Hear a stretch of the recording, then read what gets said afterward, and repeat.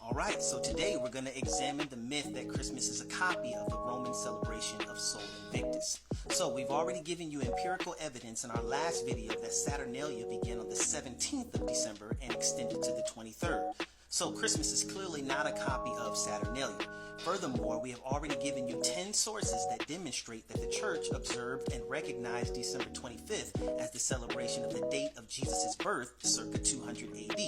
This was based upon the belief that the Messiah would be conceived and die on the same date, which the church calculated to be March 25th. So 9 months from that date is December 25th, and that was recognized as the date of Jesus' birth. Now remember, Christmas is not an annual birthday celebration for Jesus. It is a celebration of the incarnation. The fact that the eternal Son of God left the majesty of heaven and traded his eternal glory to take on human flesh. This is what Christmas is celebrating and why we celebrate it. There are still some who believe that Christians selected December 25th to copy the Roman god Sol. So let us examine the evidence and you decide. So the worship of the sun, or Sol, was indigenous to the Romans. And in 274, the Roman Emperor Aurelian began a vigorous campaign of propaganda celebrating the sun god as the exclusive protector of Rome's imperial might. Sol was held as the rising sun who dispels the forces of evil, as invincible conqueror of Rome's enemies, and as the companion and guardian deity of the emperor. Now, the earliest primary source that speaks to the celebration of Sol Invictus comes from the calendar of Philocalus in 354 AD. As you can see, the wording associating Invictus with the 25th is evident. So case closed, right? The Romans already had a celebration on December 25th and the Christians copied it. Wrong. Remember those 10 sources I gave you, fam? Well, the 6th one is called the chronography of 354. But wait, I thought you just said the calendar of Philocalus was in 354. You're right. So, what am I saying? Well, I'm so glad you asked. Let me break this down. The calendar of Philocalus is part of the chronography of 354. Inside the chronography is not only the Philocalian calendar, but there is also an appendix called the Disposition of the Martyrs. And in that appendix, guess what it says? That 25th of December, the birth of Christ is in Bethlehem of Judea. Family, I promise you, you cannot make this up. The same primary source document that people contend gives us proof that Christians copied Christmas from the celebration of Sol Invictus is the same document that says that Jesus Christ was born in Bethlehem of Judea on the 25th of December. I promise you, you can't make this up. Furthermore, the source also confirms that the Roman calendar considered December 25th as the beginning of their liturgical year. Now, there is belief that the Emperor Aurelian set up a feast for Sol Invictus on December 25th in 274 AD. This belief is attributed to a translation of a Latin inscription by Susan Roll, which you can see here. However, when Dr. T.C. Schmidt examined the passage, the inscription does not even mention the date of December 25th or any other date. In fact, it doesn't mention a feast by Aurelian at all.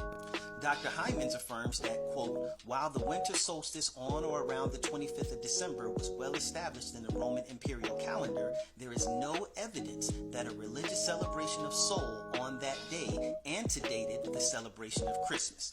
He further contends that it is quite probable that the Romans based their pagan celebrations to mirror that which the Christians were already celebrating as opposed to the other way around. Think about it. There is no evidence whatsoever of any pagan festival on December 25th prior to the Emperor Constantine. Not Saturnalia, not Sol Invictus, nothing. The chronography of 354 is the first source, and again, it affirms December 25th as being the date of Jesus' birth.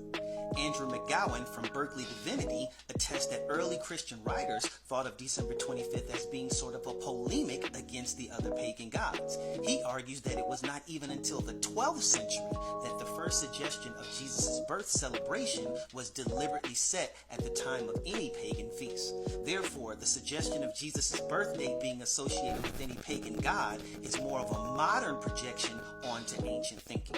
Ronald Hutton adds that in the traditional pagan Roman calendar, the time period between Saturnalia and the 1st of January was a quiet one. So family, you add all of this together and here is your summary, or what I like to call the so what. The evidence shows that the calendar of Philocalus in 354 is the earliest primary source for any celebration on December 25th for Sol Invictus. However, it is this same source which acknowledges and upholds that on December 25th, Christ was born in Bethlehem of Judea. This same calendar confirms that December 25th was the beginning of the Roman liturgical calendar, and no evidence exists that demonstrates that Emperor Aurelian or anyone else instituted a celebration of Sol in 247 AD. Finally, scholars such as Stephen Hymans, a professor of Roman archaeology, demonstrates that it is more likely that Sol Invictus was a pagan copy of the Christmas celebration rather than the other way around. So we've already given you 5 sources prior to 354 AD that substantiate that Christians recognize December 25th as the date of Christ's birth and incarnation going back 150 years prior to 354 AD. So tomorrow in one video, I'm going to provide overwhelming evidence to debunk the ridiculous notions that Jesus being born on December 25th is a copy of Horus, Mithra, Dionysus, Krishna, Buddha, or Attis. Until then, Merry Christmas from my family to yours. God